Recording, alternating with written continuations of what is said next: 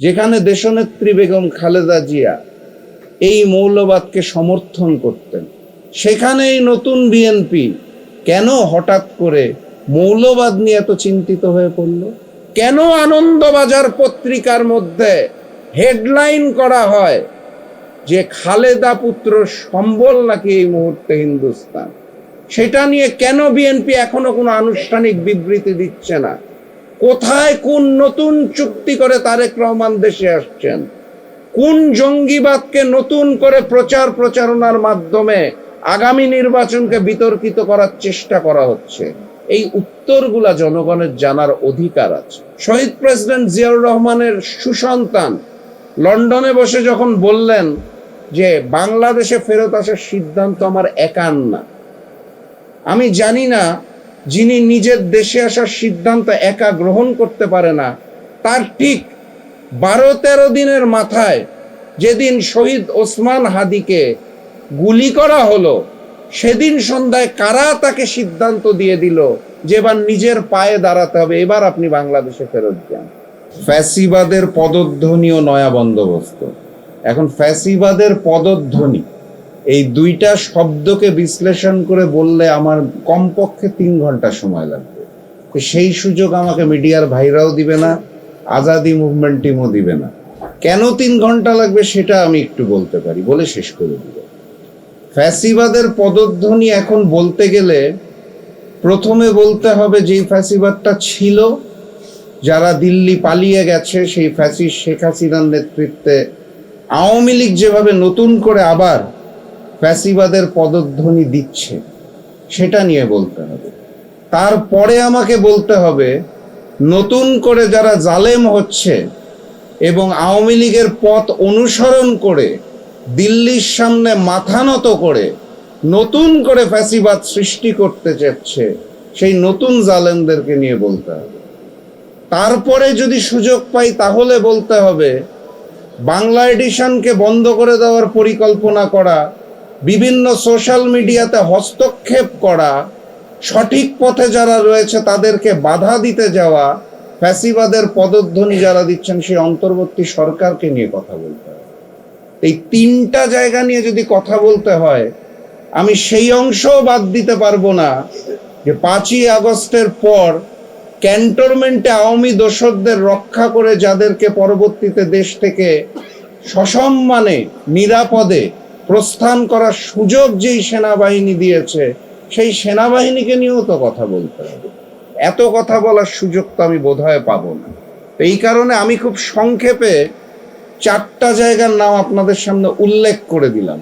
এখন আপনাদের এগুলো নিয়ে গভীরভাবে ভাবতে হবে কেন হঠাৎ করে 90% মুসলমানের দেশে মৌলবাদ শব্দটাকে আবার নতুন করে নিয়ে আসা হলো বিএনপির তরফ থেকে। আপনাদের নতুন করে চিন্তা করতে হবে, বিশ্লেষণ করতে হবে কেন দক্ষিণপন্থীদের উত্থানের কথা আবার নতুন করে নিয়ে আসা হলো। যেখানে দেশনেত্রী বেগম খালেদা জিয়া এই মৌলবাদকে সমর্থন করতেন, সেখানেই নতুন বিএনপি কেন হঠাৎ করে মৌলবাদ নিয়ে এত চিন্তিত হয়ে পড়ল? কেন ভারতে, দিল্লিতে এই মুহূর্তে আমার দেশের দূতাবাসগুলোর উপর হামলা করা হচ্ছে এবং তারা সেই হামলার মধ্যে হুমকি দিচ্ছে এবং বাংলাদেশে হিন্দু সম্প্রদায়ের একজনকে হত্যা করার রেফারেন্সকে টেনে আনছে? আপনাদের বুঝতে হবে, হিন্দু সম্প্রদায়ের যাকে হত্যা করা হয়েছে সেই ঘটনাটাকে বিশ্লেষণ করতে হবে, রয়ের পরিকল্পনাটাকে বুঝতে হবে। আমাদের দেশের কালচারে, আমাদের দেশের সংস্কৃতিকে যখন আমরা কোনো ব্যক্তির উপর উত্তেজিত হই, আপনারা খেয়াল করে দেখবেন প্রথমে তাকে ঘেরাও করা হয়, এটা আমাদের কালচার। তারপর তাকে চড়থাপ্পড় মারা হয় বা প্রহার করা হয়। খুব বেশি হলে তার মাথার চুল কেটে দেওয়া হয়, মুখে কালি মাখায় দেওয়া হয়, গাছের সাথে বেঁধে রাখা হয়। এভাবে সরাসরি হত্যা করা হয় না। যখন খুব এক্সট্রিম পর্যায়ে যায়, জনগণ উত্তেজনায় যদি হত্যাও করে, আগুন দিয়ে পুড়িয়ে দেওয়ার কালচারটা বাংলাদেশের না, এটা হিন্দুস্তানের কালচার।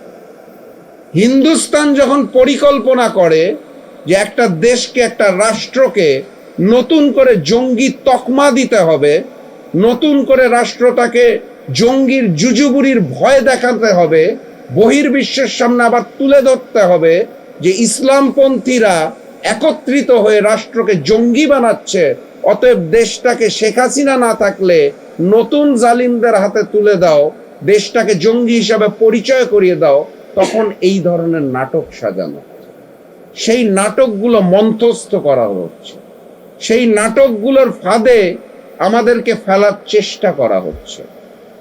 আমি জানি না, আমার কথা শুনলে অনেকেই রাগ করে।